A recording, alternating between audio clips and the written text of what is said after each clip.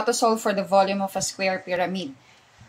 Sa pyramid is the volume is equal to 1/3 of the base area times the height.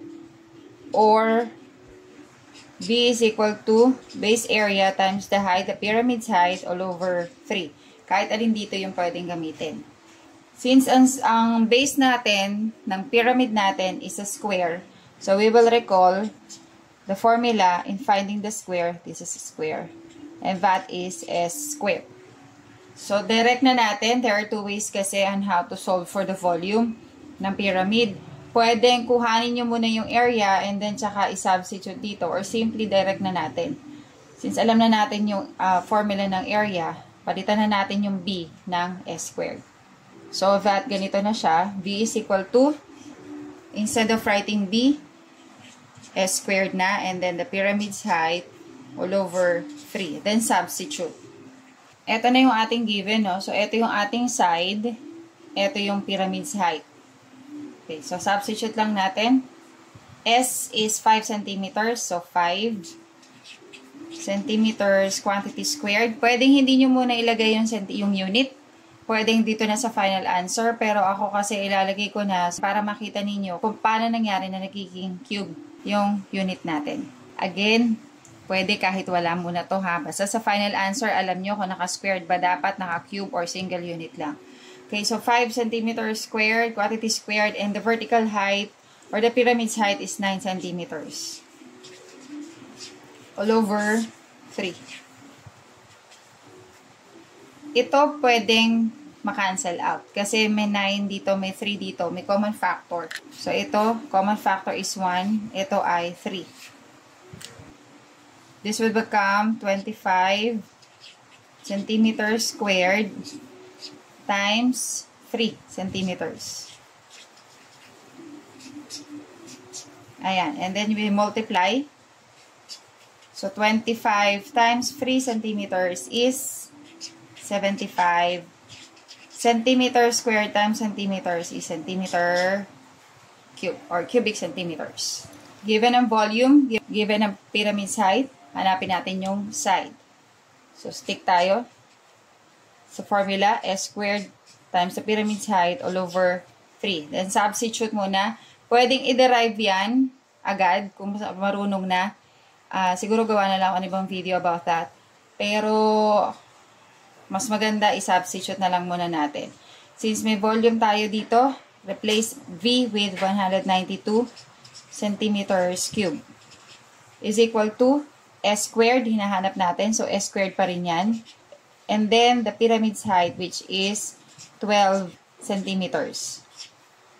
All over 3. Yung 12 and 3 may common factor, and that is 3. Cancel out. 1, ito, 4. We are left with 192 cubic centimeters is equal to S squared times 4 centimeters. Wala na ang denominator kasi 1 na lang siya. Now, kailangan S lang ang matira dito sa isang side. So, ito alisin natin.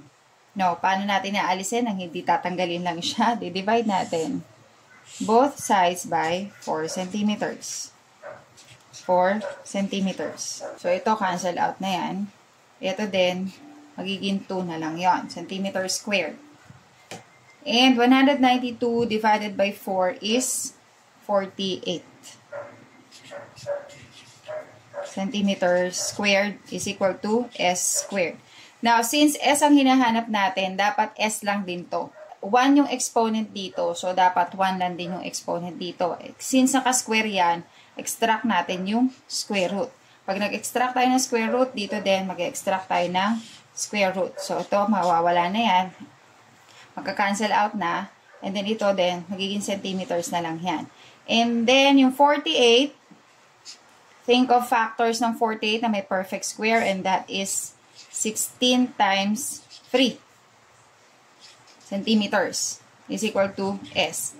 16 is a perfect square, so pwede natin i-extract yung square root niya. So, that is 4. And then ito, square root of 3 centimeters. This is the measurement of each side. Okay, given ang volume, And given naman ang side, yung pyramid's height naman yung ating hahanapin.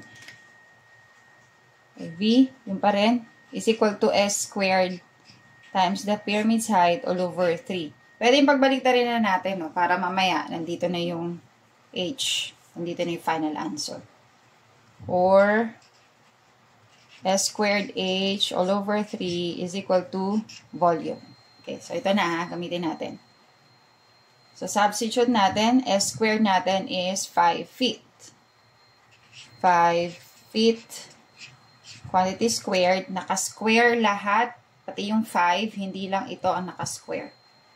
Times the H, which is hindi natin alam, all over 3, is equal to the volume, which is 50 feet cube, or cubic feet.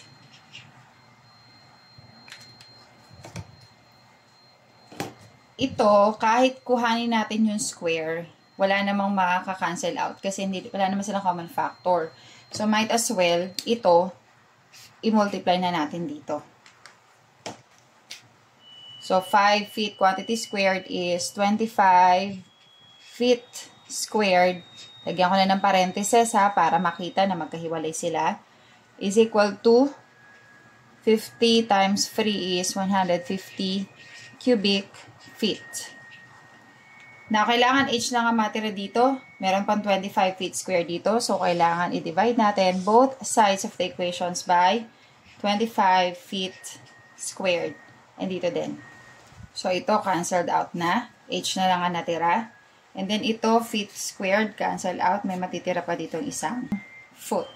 H is equal to 150 divided by 25. And that is 8 feet.